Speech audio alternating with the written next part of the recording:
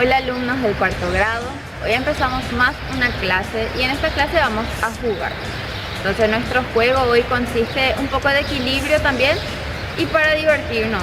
Entonces, ¿qué vamos a usar?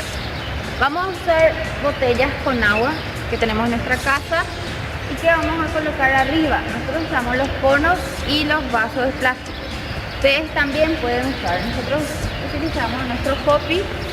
Colocamos un vaso de plástico arriba.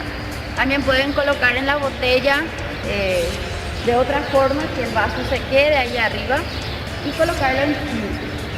Bueno, el profe se va a ubicar en el medio y vamos a empezar. Debemos echar los vasos con la punta del pie. Primero así, solamente echar. Nosotros aquí 1, 2 y luego ustedes tienen que echar todo. Nosotros para mostrar vamos a echar 2 de cada tipo.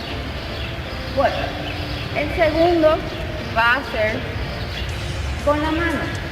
Entonces va a echar 1, va a dar un salto, 2, saltito, siempre girando en el círculo. Entonces van a hacer completo otra vez también saltando y con la mano. El último van a echar uno con la mano y el otro con el pie. Entonces ahí echo uno, ahora con el pie. Y 3 con el pie. Ustedes pueden hacer solamente con la derecha, luego solamente con la izquierda y siempre completando todo el círculo, ¿sí?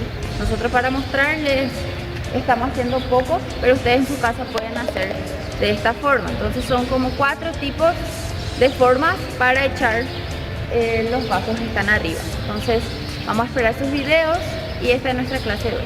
Chao. Chao, chao.